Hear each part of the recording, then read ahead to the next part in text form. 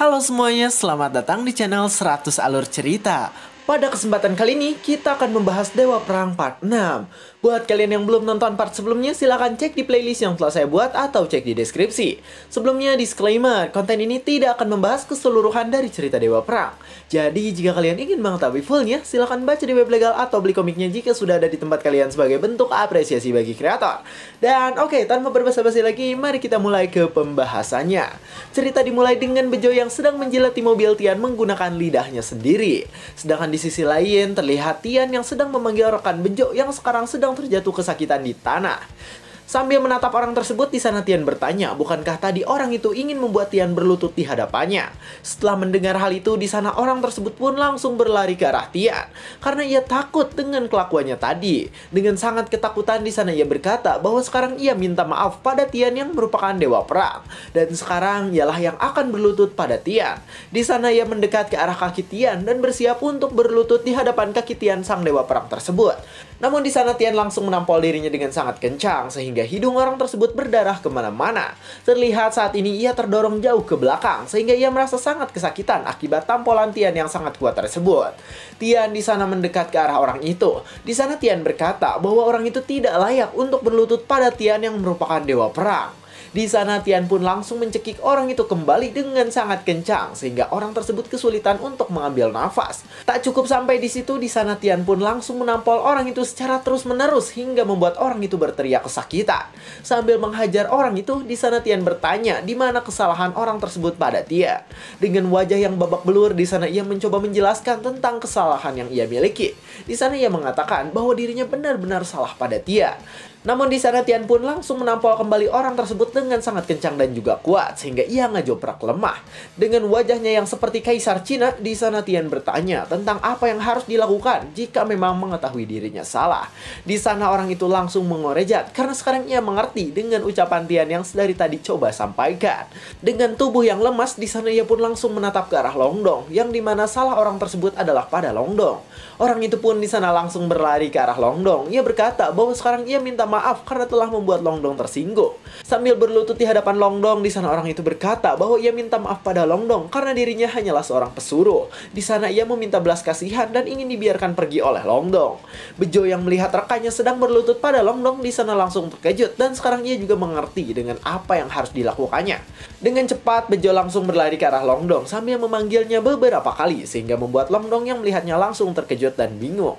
Bejo di sana berlutut pada Long Dong. Di sana Bejo mengaku sebagai saudara dari Long Dong dan sekarang ia meminta belas kasihannya agar diperbolehkan pergi. Dengan wajah yang ketakutan, di sana Bejo mengatakan bahwa dirinya akan mengembalikan uang keamanan pada Long Dong 10 kali lipat. Long Dong sendiri di sana terkejut dan bingung karena ternyata anak buah Bejo pun langsung datang dan meminta maaf pada dirinya. Dengan sangat ketakutan, di sana mereka langsung berlutut pada Long Dong. Di sana mereka menjelaskan bahwa mereka ingin dilepaskan dan diperbolehkan pergi. Tian sendiri di sana memperhatikan mereka semua, sedangkan Wang Shi sekarang sedang ada di belakang Tian dan menatap dirinya. Sambil berlutut pada Tian, di sana Wang Shi berkata bahwa sekarang dirinya minta maaf pada Tian karena dia tidak bersalah pada kegiatan yang dilakukan oleh Bejo. Dengan tatapan mengerikannya, di sana Tian berkata bahwa dirinya memang tidak pernah bilang jika ia menyalahkan Wang Shi sebagai pelaku. Wang Shi yang mendengar hal itu langsung melongo. Di sana ia berpikir jika ia memang tidak disalahkan, tapi tetap saja tadi Tian telah menghantamnya dengan sangat kencang. Tiba-tiba di sana Tian pun langsung berkata agar masing-masing dari mereka mematahkan tangannya dan jika sudah begitu maka mereka boleh pergi. Wang Shi yang mendengar hal itu di sana langsung memohon pada Tian yang merupakan sang dewa perang dengan kekuatan tidak ngotak. Namun di sana Tian malah berhitung sambil memperhatikan Wang Shi, Bejo dan yang lainnya. Di sana mereka semua pun langsung berlutut kembali dan berkata bahwa mereka semua salah dan sekarang mereka meminta belas kasihannya pada Tian. Namun Tian sang dewa perang tidaklah naif. Di sana ia melanjutkan menghitung sehingga membuat setiap orang yang ada di sana langsung terkejut dan ketakutan. Bejo di sana langsung mencoba menjelaskan agar ia dan rekannya bisa dimaafkan oleh Tian yang sekarang ada di hadapan mereka. Namun Tian di sana semakin marah. Di sana ia mengatakan agar mereka menghancurkan lengannya dan jangan bersuara. Karena jika mereka berani bersuara, maka Tian akan menghancurkan bebenguk mereka. Para anak buah Bejo di sana langsung ketakutan dengan ucapan Tian. Dan bahkan Bejo langsung gemetar ketakutan karena perkataan Tian tersebut. Wang Shi yang mengerti di sana langsung berkata bahwa sekarang mereka tidak punya waktu lagi dan harus mematuhi Tian yang merupakan merupakan dewa perang. Di sana Wang Shi langsung mengambil botol minuman yang terbuat dari kaca dan bersiap untuk menghantamkannya. Dengan wajah yang terlihat kesakitan, di sana ia langsung menghantam lengannya sendiri dengan sangat kencang sehingga botolnya hancur. Rekan Bejo dan anak buahnya pun di sana langsung berkata bahwa sekarang mereka harus mematahkan salah satu lengannya agar bisa diampuni oleh Tian. Mereka langsung mengambil senjata masing-masing dengan berat hati. Dan bahkan di sana mereka semua berkeringat dingin karena ketakutan yang melanda diri mereka sendiri. Dengan wajah yang penuh rasa takutnya, di sana rekan Bejo langsung bersiap menggunakan senjatanya untuk menyerang lengannya sendiri. Dan ya, lengannya pun di sana langsung terbang ke langit akibat tebasan yang ia lakukan pada dirinya sendiri tersebut. Setelah mereka semua memotong dan menghancurkan lengannya masing-masing, di sana Tian pun langsung menyuruh mereka untuk pergi. Terlihat mereka semua pun langsung kesakitan, bahkan beberapa dari mereka sekarang buntung dan tidak bisa cebok dengan tangan kiri lagi seperti Jackie di anime One Piece. Yidan pun di sana langsung datang ke arah Tian. Ia berkata bahwa Tian sangatlah hebat dan sekarang ia pun langsung mengajak Tian untuk pulang ke rumahnya. Namun di sana Guru Yidan datang dan ia berkata bahwa sekarang dirinya ingin berbicara dengan Tian terlebih dahulu. Di sana Guru Yidan langsung membawa Tian menjauh karena ia ingin berbicara empat mata bersama Tian yang merupakan kakak dari Yidan. Dengan wajah yang cukup ketakutan, di sana ia mengatakan bahwa keluarga Po yang sekarang akan dilawan oleh Tian adalah keluarga yang sangat kuat. Di sana Guru Yidan menjelaskan bahwa sekarang keluarga Chen dan keluarga Po pasti akan menargetkan Tian. Ia mengatakan bahwa Tian pasti akan kesulitan jika harus melawan dua lawan sekaligus. Guru Yidan ini terus nyerocos dan banyak BCD, tapi Tian di sana hanya diam saja dan mendengarkan semua celotehan yang dikatakan oleh Guru Yidan tersebut. Tian pun di sana langsung tersenyum ke arahnya. Ia berkata bahwa dirinya berterima kasih pada Xia yang merupakan Guru Yidan. Tapi tetap saja di sana Tian tahu bahwa dirinya lebih kuat dari mereka. Tian pun langsung membuang muka dan ia langsung pergi meninggalkan Xia yang merupakan Guru Yidan di sekolah. Xia sendiri di sana terlihat kesal pada Tian. Ia berkata bahwa Tian sangatlah sombong, padahal belum tentu ia bisa melawan dua keluarga hebat sekaligus. Cerita pun berganti ke sebuah tempat yang kumuh. Di sana terlihat Tian, Yidan, dan Longdong sedang berjalan menuju ke suatu tempat. Dengan wajah yang agak sedih di sana Tian berkata bahwa dirinya tidak menyangka jika Yidan tinggal di tempat yang kumuh tersebut selama bertahun-tahun. Sambil menatap Yidan, di sana Tian berpikir bahwa dirinya telah membuat Yidan kesulitan dalam jangka waktu yang lama. Mereka bertiga pun di sana akhirnya sampai ke rumah Longdong yang tempat luarnya terlihat sangat kotor dan kumuh. Sesaat setelah mereka semua masuk, di sana Tian langsung berpikir bahwa tempat itu tidak layak huni karena kamarnya sangat kecil dan juga lantainya berbeton. Tian terus menyalahkan dirinya sendiri. Di sana ia berpikir bahwa sang dewa perang telah membuat adiknya menderita di tempat tersebut. Longdong yang melihat Tian seperti itu di sana langsung meminta maaf pada Tian. Ia berkata bahwa dirinya minta maaf karena telah membuat Tian menderita dengan tinggal di tempat yang kumuh. Tian pun di sana langsung memegang lengan Longdong. Ia berkata bahwa Longdong adalah dermawan besar bagi keluarganya. Di sana Tian mengatakan bahwa dirinya sekarang sangat menghormati Longdong yang telah merawat Yidan hingga besar. Yidan pun di sana membawa air hangat. Di sana Yidan mengatakan bahwa dirinya tidak memiliki teh, jadi sekarang mereka hanya bisa menikmati air hangat saja. Longdong pun di sana berkata bahwa Tian dan Yidan sudah lama tidak bertemu, jadi ia menyuruh mereka untuk mengobrol karena ia akan mencuci terlebih dahulu. Tian pun langsung memberikan sebuah salep pada Longdong. Ia berkata bahwa Longdong sekarang terluka, jadi ia memberikan salep itu untuk mengobati dirinya. Tian di sana berpikir bahwa salep itu adalah eliksir yang dibuat oleh orang yang membawa Tian. Di sana ia tahu bahwa salep itu telah mengobati Tian walaupun Tian terkena serangan mematikan sekalipun. Terlihat sekarang Tian dan Yidan sedang mengobrol. Di sana Tian bertanya tentang istri Longdong yang merupakan bibinya. Tian bertanya karena ia dari tadi tidak melihat bibinya itu. Yidan pun di sana langsung menjawab bahwa istri dari Longdong telah meninggal 8 tahun yang lalu dan Longdong sendirilah yang selalu merawat Yidan. Di sana Yidan mengatakan bahwa Longdong sudah seperti ayahnya sendiri, tapi anehnya di sana Yidan malah bersedih dan berdiam diri. Tian di sana langsung memegang lengan milik Yidan karena masih bingung dengan perilakunya. Dengan wajah yang ikut bersimpati, di sana Tian berkata agar Yidan mengatakan setiap hal yang ada. Tian menjelaskan jika ada orang yang menggertak Yidan, maka Tianlah yang akan menghabisinya.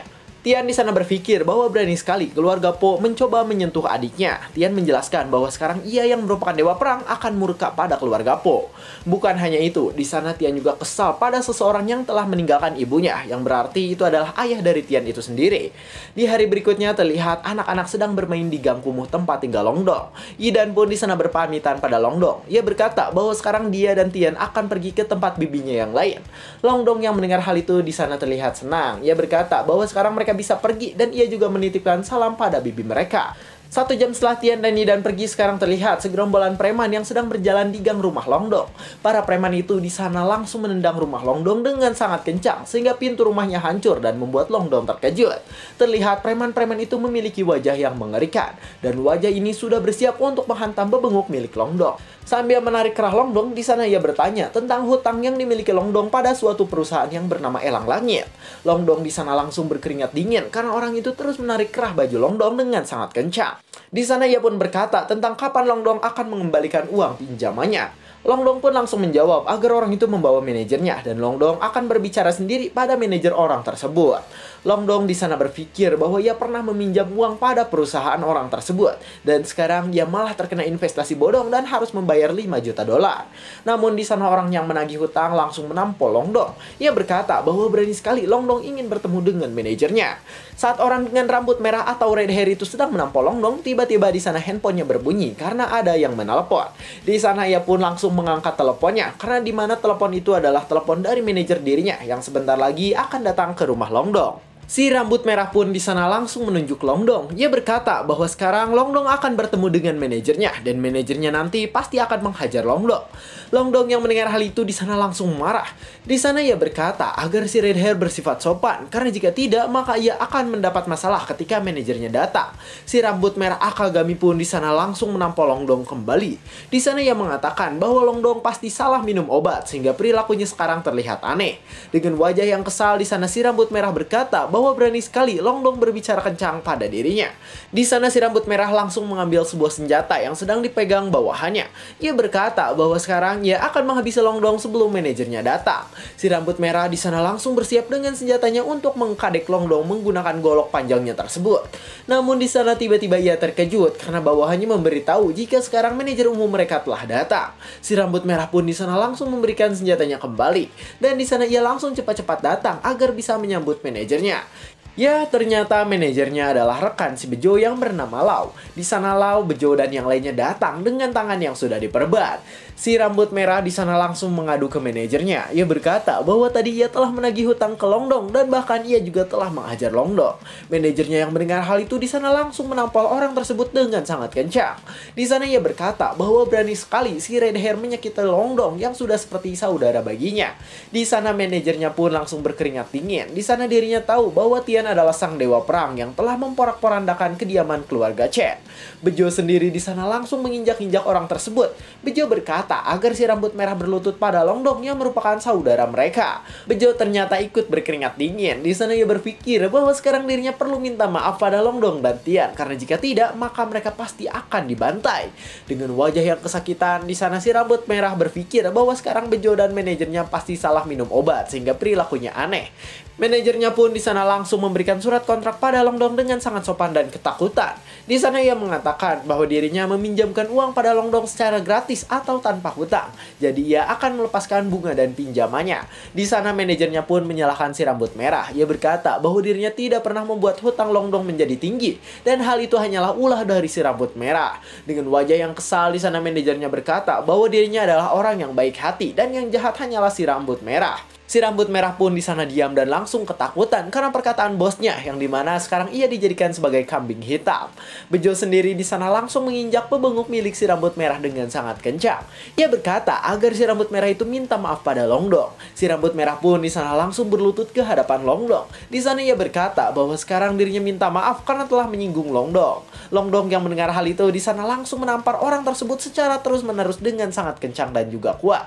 Wajah si rambut merah di sana kesakitan. Ia berkata bahwa sekarang dirinya minta maaf karena telah memperlakukan Longdong dengan sangat tidak baik. Longdong sendiri di sana menatapnya dengan tajam. Ia berkata bahwa dirinya selalu dipukuli oleh mereka. Jadi sekarang ia ingin membalas orang yang pernah memukulinya. Setelah Longdong selesai memukuli si rambut merah, di sana ia pun mengobrol dengan Bejo dan rekannya tersebut. Terlihat sekarang ia memberikan 2 juta dolar untuk bayaran daging panggang kemarin. Terlihat rekannya si Bejo yang merupakan seorang manajer sekarang ketakutan dan berkeringat dingin. Ia berpikir bahwa harga 2 juta untuk sebuah daging itu terlalu mahal. Longdong pun langsung menolak uang yang ditawarkan oleh mereka. Di sana Longdong berkata bahwa mereka datang untuk dewa perang dan bukan untuk meminta maaf dengan sungguh-sungguh. Setelah mendengar hal itu, di sana orang itu pun langsung bertanya tentang keberadaan Tian yang merupakan dewa perang. Longdong langsung menjawab bahwa sekarang Tian sang dewa perang sedang pergi ke rumah bibinya. Dan sekarang Longdong akan memberikan alamat tersebut agar Bejo dan rekannya itu datang pada Tian saja. Di sana mereka pun langsung berterima kasih pada Longdong. Mereka berkata bahwa mereka akan pergi, tapi tetap saja mereka akan memberikan uang untuk makan dan membayar barang-barang yang rusak. Sedangkan di sisi lain saat ini terlihat sebuah mobil yang sedang bergerak menuju ke suatu tempat. Ternyata orang yang ada di dalam mobil tadi adalah Tian dan Yidan. Di sana mereka berdua keluar dari mobil dan bersiap untuk pergi ke suatu tempat. Tian dan Yidan pun di sana langsung berjalan untuk menuju ke tempat tujuan mereka, yang dimana sekarang mereka akan menemui bibinya. Saat mereka sedang berjalan, di sana mereka pun melihat bocil kematian yang sekarang sedang membuli seseorang dengan sangat berlebihan. Yidan yang melihat hal itu di sana langsung kesal, dan di sana Yidan langsung berteriak tentang apa yang sedang dilakukan oleh para bocil kematian tersebut. Saat Yidan mendekat pada bocil kematian itu, di sana mereka pun langsung berlari. Di sana mereka berkata bahwa sekarang mereka tidak ingin bermain dengan orang yang sedang dibully tersebut. Tapi tiba-tiba di sana si bocil yang tadi dibully malah meminta sebuah permen lollipop pada Yidan yang telah menyelamatkannya. Di sana Yidan pun memperkenalkan bocil kematian tersebut pada Tian. Di sana ia mengatakan bahwa bocil itu adalah anak bibi mereka yang bernama Guang. Guang di sana langsung mendekat ke arah Yidan ketika ia melihat Tian yang sekarang sedang menatap dirinya dengan tajam. Guang di sana mundur dan berdiri di belakang Yidan. Sedangkan Yidan sendiri di sana menyuruh Guang untuk menyapa Tian yang merupakan sepupunya. Tian sendiri di sana bertanya mengapa Guang menjadi seperti itu. Di sana Tian bertanya tentang ayah dari Guang. Yidan pun di sana langsung menjawab bahwa ayah Guang pergi karena menyadari jika Guang memiliki cacat mental. Dan bahkan ayahnya ini menikah dengan keluarga kaya, tapi tetap saja ayah Guang tidak pernah datang untuk mengunjungi anaknya. Sedangkan ibu dari Guang yang merupakan bibi mereka pun di sana langsung melakukan banyak pengobatan untuk mengobati Guang, tapi sayang Guang tetaplah tidak sembuh. Tian di sana berpikir bahwa dulu ia pernah disuruh tinggal bersama bibinya, tapi sayang suami dari bibi mereka yaitu ayah Guang langsung menolak permintaan tersebut. Di sana Tian pun langsung menatap dengan tajam. Ia berpikir bahwa suami dari bibinya sangatlah kejam sehingga berani meninggalkan istri dan anaknya yang sedang kesulitan. Setelah mereka selesai, di sana terlihat sekarang Yidan datang ke tempat bibi mereka. Yidan di sana datang dengan tatapan yang sangat senang. Yidan menggenggam lengan Tian sambil datang ke arah bibi mereka yang sekarang sedang berbaring di tempat tidurnya. Tian yang melihat hal itu di sana langsung berpikir bahwa dulu bibinya ini memiliki kehidupan yang layak, tapi sekarang ia terlihat sangat lemah karena kelakuan suaminya yang kurang ajar. Saat Tian dan Yidan datang, di sana bibinya pun langsung menatap mereka dan sekarang ia langsung berpura-pura sehat. Namun di sana tetap saja ia tetap tidak bisa menyembunyikan sakitnya. Di sana ia batuk sehingga membuat Yidan yang melihat hal tersebut langsung berlari dan menanyakan keadaannya. Bibinya pun langsung tersenyum lebar. Di sana ia mengatakan bahwa dirinya baik-baik saja dan hanya mengalami batuk pilek saja. Saat bibinya melihat Tian, di sana ia bertanya tentang siapa itu Tian dan mengapa Tian bisa datang bersama dengan Yidan. Tian yang mendengar hal itu langsung menjawab bahwa ia adalah Zhan Tian yang merupakan keponakan dari dirinya. Bibinya yang mendengar bahwa orang itu adalah Tian langsung terkejut. Di sana ia tidak menyangka karena orang itu adalah keponakannya. Bibinya pun di sana langsung memegang Zhan Tian. Ia berkata bahwa sekarang mereka sudah tidak bertemu selama 10 tahun lebih dan bahkan di sana bibinya telah berpikir yang aneh-aneh pada Tian. Tapi di sana ia pun langsung mengusap air mata senangnya. Ia berkata agar Tian melupakan perkataannya karena sekarang ia sangat senang dengan kehadiran Tian. Dan cerita pun bersambung. Pelajaran yang bisa diambil dari cerita kali ini ialah agar kita tidak meninggalkan keluarga kita jika dalam kesulitan. Karena ya harus punya hati lah, aduh ya, semoga kita mendapatkan jodoh yang sehidup semati dan baik, amin. Saya 100 Alur Cerita, jangan lupa like, comment, subscribe, dan share ke teman-temannya. Terima kasih telah menonton sampai akhir dan sampai jumpa di kesempatan berikutnya.